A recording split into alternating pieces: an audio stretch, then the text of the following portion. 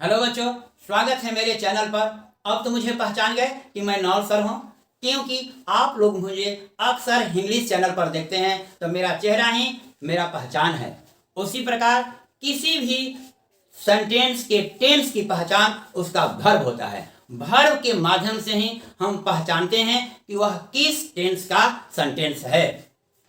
तो किसी भी मनुष्य को पहचानने के लिए उसको चेहरा को देख लेते हैं तो हम पहचान लेते हैं कि वह कौन आदमी है। उसी प्रकार किसी भी सेंटेंस के टेंस को पहचानने के लिए उसका वर्ब दिखते हैं और वर्ब देखकर ही पहचान लेते हैं कि वह किस टेंस का है। और जब तक आप टेंस नहीं पहचानेंगे तब तक किसी भी सेंटेंस को एक्टिव से पैसिव वॉइस नहीं बना सकते हैं। तो आइए अब हम लोग पास्ट कंटिन्यूअस का एक्टिव से पैसिव बनाना सीखें। तो सबसे पहले हम पास्ट कंटिन्यूअस के एक्टिव वॉइस की पहचान देखें। तो जितने भी मैं टेंस पढ़ाया हूं वो सब एक्टिव में होता है, क्योंकि कोई भी व्यक्ति अपनी बात को दूसरे से कहने के लिए एक्टिव वॉइस का प्रयोग करता है या पैसिव वॉइस का प्रयोग करता है। इसलिए एक्टिव और पैसिव जानना दोनों जरूरी है, तभी आप जो है फ्लुएंटली जो है इंग्लिश बोल सकते हैं। तो आइए हम लोग पास्ट कंटिन्यूअस की पहचान देखें। तो was were plus V4,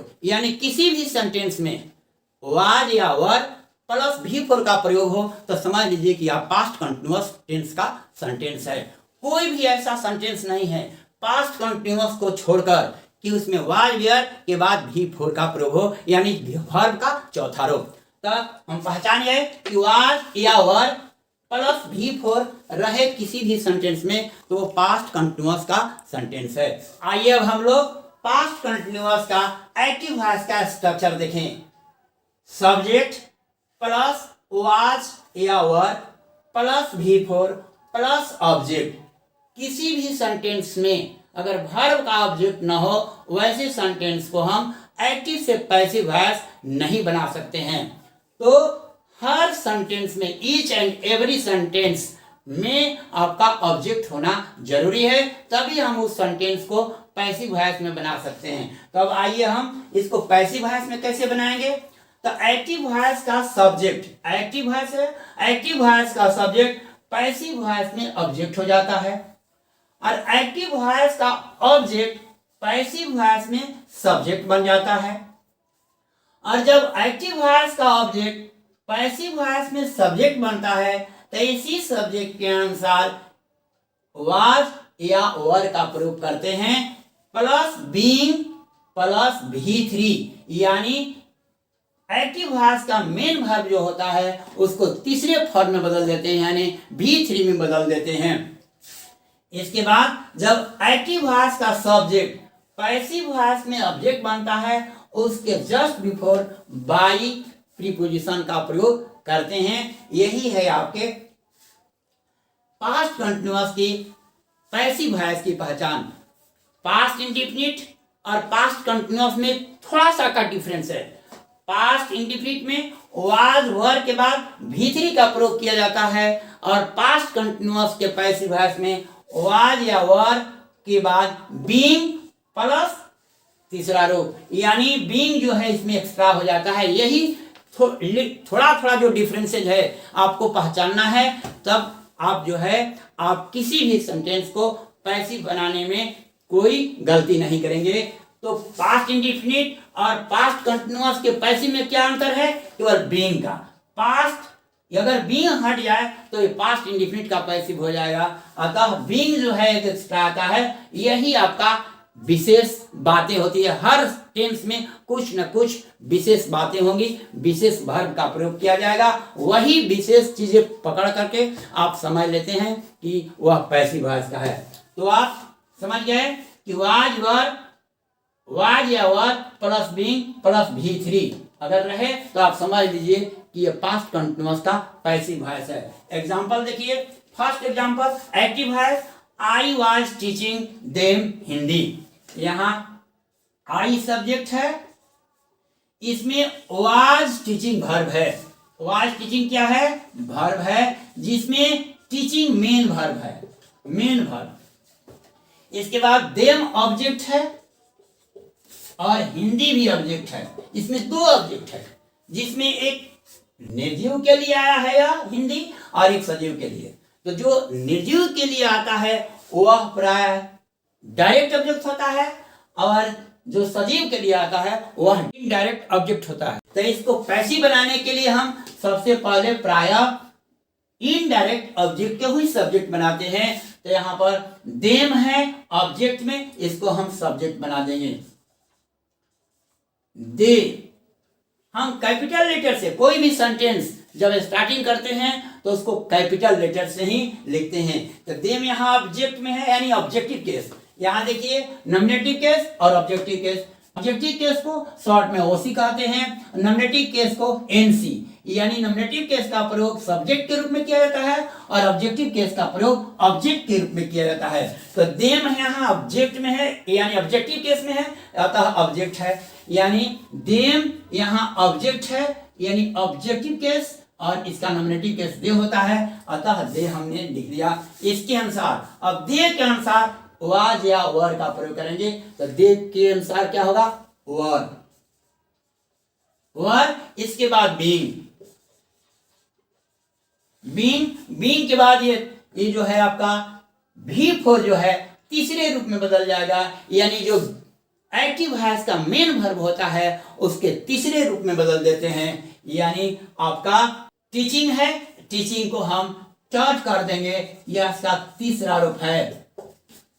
teach जो है टीच V1, टॉट दूसरा रूप है, टॉट भी तीसरा रूप है, टॉट दूसरा रूप और तीसरा रूप होता है, टीचिंग चौथा रूप, और V5 जो होता है टीचेज होता है, यानी तीसरा रूप टॉट हो गया। टॉट के बाद हम क्या लिखेंगे? जो एक ऑब्जेक्ट बच गया है उसको अब जस्ट आफ्टर हम लिख देंगे, यानी हिंदी डायरेक्ट ऑब्जेक्ट को हम लिख देंगे। इसके बाद हम लिखेंगे बाई, और बाई लिखने के बाद एक्टिव वॉइस का सब्जेक्ट जो है उसको हम पैसिव वॉइस में ऑब्जेक्ट बना देंगे। यानी आई नॉमिनेटिव केस में है, तो जब ऑब्जेक्ट बनेगा तो ऑब्जेक्टिव केस में हो जाएगा, यानी आई का ऑब्जेक्टिव केस मी होता है, तो यहां मी हो गया। इसको हम दो तरीके से बना सकते हैं। जब किसी भी सेंटेंस में दो ऑब्जेक्ट होता है तो उसको हम दो तरीके से बना सकते हैं। हमने इनडायरेक्ट ऑब्जेक्ट को सब्जेक्ट बनाया है, अब की बार डायरेक्ट ऑब्जेक्ट को सब्जेक्ट बनाएंगे। तो हम लिखेंगे हिंदी, हिंदी, हिंदी के अनुसार वो वाज का प्रयोग करेंगे। इसके बाद बीइंग रहेगा, बीइंग के बाद तीसरा रूप, टीचिंग का तीसरा रूप टॉट। इसके बाद हम लिख देंगे देम। लेकिन जब भी हम डायरेक्ट ऑब्जेक्ट को सब्जेक्ट बनाएंगे तो इनडायरेक्ट को वहीं जब छोड़ेंगे तो टू लिखना जरूरी होता है। इसीलिए अक्सर हम बताते हैं कि आप इनडायरेक्ट को सब्जेक्ट बनाएंगे तो डायरेक्ट ऑब्जेक्ट को लिखने के पहले टू का प्रयोग नहीं करना पड़ता है, लेकिन जब आप डायरेक्ट ऑब्जेक्ट को सब्जेक्ट बनाएंगे तो इनडायरेक्ट जो बच गया उसको लिखने से पहले टू का प्रयोग करना जरूरी होता है। तब हम जो है अब सब्जेक्ट को ऑब्जेक्ट बनाएंगे और इसके पहले बाई का प्रयोग करेंगे। दोनों तरीके से बना सकते हैं। As you like, I was teaching them Hindi, they were being taught Hindi by me. इन दोनों के सेंस में हिंदी में कोई अंतर नहीं पड़ेगा, क्योंकि एक्टिव वॉइस हो या पैसिव वॉइस हो, उसके सेंस में, उसके भाव में, उसके अर्थ में कोई अंतर नहीं होता है। इसका अर्थ हुआ कि मैं उन लोगों को हिंदी पढ़ा रहा था, और इसका अर्थ हुआ कि वे लोग मेरे द्वारा हिंदी पढ़ाए जा रहे थे। दोनों का भाव एक ही हुआ, क्योंकि इसमें भी मैं ही पढ़ाने वाला हूं और इस सेंटेंस में एक्टिव वॉइस में मैं ही पढ़ाने वाला हूं। दोनों का भाव एक ही हुआ। और यहाँ है हिंदी मेरे द्वारा उन लोगों को पढ़ाया जा रहा था, यानी इस दोनों का सेंस सेम हुआ। इसका सेंस और इस पैसिव वॉइस का सेंस, दोनों का सेंस सेम ही होता है। एक्टिव वॉइस और पैसिव वॉइस के सेंस में कोई अंतर नहीं होता है, उसके अर्थ में कोई अंतर नहीं होता है। इसीलिए हम अपने बातों को जैसा आसान हो वैसा हम बोलते हैं, एक्टिव वॉइस में बोल सकते हैं और पैसिव वॉइस में बोल सकते हैं। जैसे हम बहुत से ऐसे सेंटेंस है जिसमें बिना बाई का भी बोल सकते हैं, जैसे Hindi is spoken, English is spoken all over the world. इस प्रकार पैसिव वॉइस है। कैसे हम पहचानेंगे कि यह पैसिव वॉइस है? इज एम आर के बाद तीसरा रूप हो गया तो पैसिव वॉइस बनाएंगे। इज एम आर के बाद अगर बीइंग आ गया, बीइंग के बाद तीसरा रूप है तो पास्ट कंटिन्यूअस का प्रेजेंट कंटिन्यूअस का पैसिव वॉइस हो गया। और यहाँ वाज वेयर के बाद बीइंग, बीइंग के बाद तीसरा रूप है तो आप पास्ट कंटिन्यूअस का पैसिव वॉइस समझ लीजिए। दूसरा example, the dog was barking at the beggar. यहाँ पर द डॉग सब्जेक्ट है और वाज बार्किंग वर्ब है और वर्ब में आपका बार्किंग मेन वर्ब है। इसके बाद एट द बेगर, यहाँ एट प्रीपोजिशन है और प्रीपोजिशन के बाद यहाँ नाउन है। ऐसे नाउन जब कभी भी प्रीपोजिशन के बाद अगर कोई नाउन आता है तो वैसे नाउन को कहते हैं प्रीपोजिशनल ऑब्जेक्ट। यहाँ द बेगर प्रीपोजिशनल ऑब्जेक्ट है तो अब इस ऑब्जेक्ट को हम सब्जेक्ट बनाएंगे। यह क्या है? सब्जेक्ट बनाएंगे। जब सब्जेक्ट बनाएंगे तो प्रीपोजिशन को यही छोड़ देंगे, हम द बेगर को सब्जेक्ट बनाएंगे। The beggar, the beggar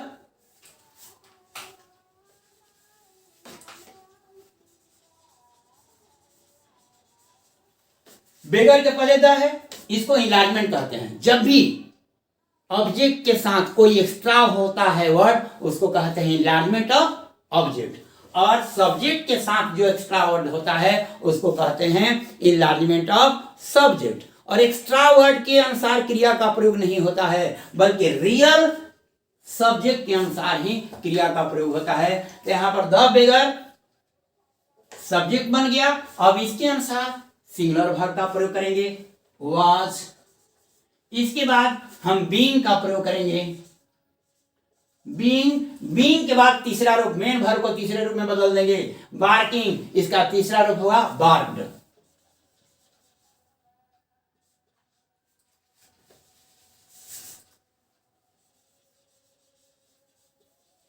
बार्क्ड। इसके बाद क्या है? प्रीपोजिशन एट है, हम प्रीपोजिशन के प्लेस को चेंज नहीं करेंगे। बार्किंग के बाद एट है तो जब यही बार्किंग जब तीसरे रूप में बदल जाएगा तो हम उसी के जस्ट आफ्टर लिख देंगे एट। इसके बाद हम द डॉग सब्जेक्ट है, इसको ऑब्जेक्ट बनाएंगे क्योंकि हर एक्टिव वॉइस के सब्जेक्ट को ऑब्जेक्ट बनाया जाता है और उसके पहले बाई का प्रयोग किया जाता है। लेकिन हम एट के स्थान को चेंज नहीं करेंगे। बार्किंग के बाद है तो यही बार्किंग तीसरे रूप में हो गया तो हम इसके बाद एट लिखेंगे, इसके बाद बाई, और बाई लिखने के बाद हम द डॉग एक्टिव वॉइस के सब्जेक्ट को पैसिव वॉइस में ऑब्जेक्ट बना देंगे, द डॉग। अब आपका कंप्लीट हो गया sentence. The dog was barking at the beggar, यानी कुत्ता भिखारी पर भूख रहा था, और इसका अर्थ हुआ कि the beggar was being barked at by the dog, यानी कुत्ते द्वारा बेगर पर भूखा जा रहा था, यानी कुत्ते द्वारा भिखारी पर भूखा जा रहा था, यानी कुत्ता भिखारी पर भूख रहा था। दोनों का सेंस सेम हुआ। अब हम तीसरा एग्जांपल देखेंगे। तीसरा example, someone was calling you. Someone वहां सब्जेक्ट है, वाज कॉलिंग वर्ब है जिसमें वाज एक्सक्लूसिव वर्ब है और कॉलिंग मेन वर्ब है, यू यहां ऑब्जेक्ट है। यू ऑब्जेक्ट है तो एक्टिव वॉइस का ऑब्जेक्ट पैसिव वॉइस में सब्जेक्ट बना देते हैं। तो यहाँ यू ही लिख दिए। यहाँ यू ऑब्जेक्टिव केस में है और यहाँ पर नॉमिनेटिव केस में हो गया, क्योंकि यू नॉमिनेटिव केस और ऑब्जेक्टिव केस दोनों में सेम होता है, उसके रूप में कोई परिवर्तन नहीं होता है, केवल नाम बदल जाता है। यानी यहाँ यू ऑब्जेक्ट है तो यहाँ पर यू सब्जेक्ट हो गया, क्योंकि यू नॉमिनेटिव केस और ऑब्जेक्टिव केस दोनों सेम होता है। अतः ऑब्जेक्ट को मैंने सब्जेक्ट बनाया तो यू ही रहा, और इसके अनुसार हम वर का प्रयोग करेंगे। इसके बाद बीइंग, इसके बाद कॉलिंग। कॉलिंग मेन वर्ब है, मेन वर्ब को तीसरे रूप में बदल दिया जाता है V3 में, तो कॉलिंग का V3 हो जाएगा कॉल्ड। कॉल्ड। इसके बाद हम समवन सब्जेक्ट है तो सब्जेक्ट को ऑब्जेक्ट बनाते हैं, लेकिन यह इनडिफिनिट प्रोनाउन है तो इनडिफिनिट प्रोनाउन को ऑब्जेक्ट नहीं बनाया जाता है पैसिव वॉइस में, उसे छोड़ देते हैं, कोई उसकी आवश्यकता नहीं होती है। जब सब्जेक्ट ऑब्जेक्ट के रूप में नहीं लिखा जाएगा तो अब हम बाई का प्रयोग नहीं करेंगे। समवन वाज कॉलिंग यू यानी you were being called, someone was calling you, दोनों का सेंस में कोई अंतर नहीं पड़ेगा। हम by someone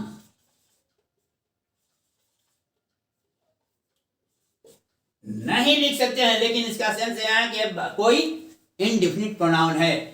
someone was calling you, कोई तुम्हें पुकार रहा था, और इसका अर्थ हुआ कि किसी के द्वारा तुम्हें पुकारा जा रहा था, यानी यहां रहे या ना रहे कोई अंतर नहीं पड़ेगा क्योंकि यह इनडिफिनिट प्रोनाउन है। चौथा example, the children were making a noise, यहां पर चिल्ड्रेन, द चिल्ड्रेन सब्जेक्ट है और वर मेकिंग वर्ब है जिसमें मेकिंग मेन वर्ब है और वर जो है एक्चुअली वर्ब है, और अनवॉइस ऑब्जेक्ट है। तो एक्टिव वॉइस के ऑब्जेक्ट को हम सब्जेक्ट बना लेंगे। अनवॉइस, अब इसको हम कैपिटल से लिखेंगे, ए को क्या लिखेंगे? कैपिटल से। कभी भी कोई भी सेंटेंस जब स्टार्टिंग होता है तो उसे कैपिटल से ही लिखा जाता है, कैपिटल लेटर छोड़कर हम स्मॉल से कभी नहीं लिखेंगे।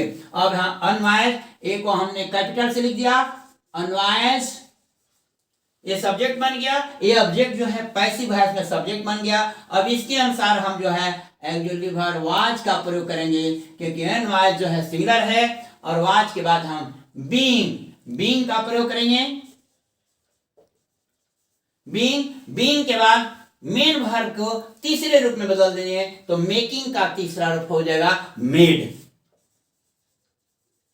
मेड दूसरा रूप भी होता है और तीसरा रूप भी होता है, लेकिन हम कैसे समझेंगे कि यह मेड तीसरा रूप में है? क्योंकि ऑक्सिलरी वर्ब के बिना कभी भी थर्ड फॉर्म यानी तीसरे रूप का प्रयोग नहीं किया जाता है। अब इसके बाद द चिल्ड्रेन सब्जेक्ट है, अब इसको हम ऑब्जेक्ट बनाएंगे और इसके पहले बाई प्रीपोजिशन का प्रयोग करेंगे। तब हम लिख देंगे इस सब्जेक्ट को पैसिव वॉइस में ऑब्जेक्ट बना देंगे, यानी द चिल्ड्रेन। यहां पर द चिल्ड्रेन सब्जेक्ट है यानी नॉमिनेटिव केस में है, और यहां पर द चिल्ड्रेन जो है ऑब्जेक्ट बन गया, इसका केवल नाम बदल गया, यह ऑब्जेक्ट हो गया, यहां पर यह सब्जेक्ट है।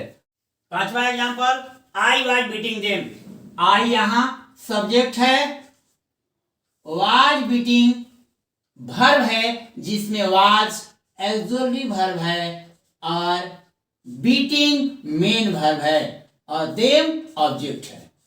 तो एक्टिव वॉइस का ऑब्जेक्ट हम पैसिव वॉइस में सब्जेक्ट बनाएंगे, यानी देम ऑब्जेक्टिव केस में है, यानी देम यहाँ ऑब्जेक्टिव केस में है। जब सब्जेक्ट बनाएंगे तो वह नॉमिनेटिव केस में हो जाएगा, यानी देम का नॉमिनेटिव केस दे होगा जो सब्जेक्ट का काम करेगा। दे सब्जेक्ट, देम को हमने सब्जेक्ट बना दिया, इसके अनुसार हम वर का प्रयोग करेंगे,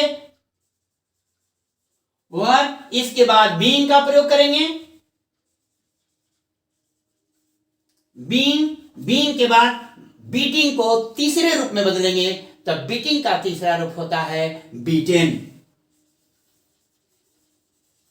बीटेन के बाद अब हम एक्टिव वॉइस के सब्जेक्ट को हम अब पैसिव वॉइस में ऑब्जेक्ट बना देंगे। तो आई नॉमिनेटिव केस में है, यानी यह सब्जेक्ट के रूप में है तो नॉमिनेटिव केस में है। जब यह ऑब्जेक्ट बनेगा तो इसके पहले हम बाई का प्रयोग करेंगे और आई को ऑब्जेक्टिव केस में बदल देंगे, यानी यह मी हो जाएगा। अब यह ऑब्जेक्ट हो गया। आई वाज बीटिंग देम, मैं उन लोगों को पीट रहा था, और इसके पैसिव वॉइस का अर्थ हुआ कि वे लोग मेरे द्वारा पीटे जा रहे थे।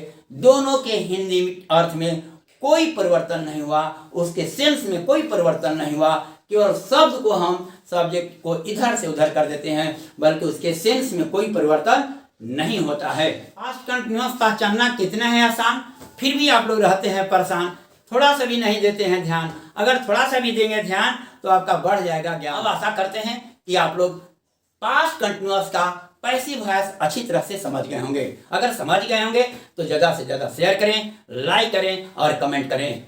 अगर वीडियो पर नए हो तो चैनल को सब्सक्राइब करना न भूलें। Wish you all the best.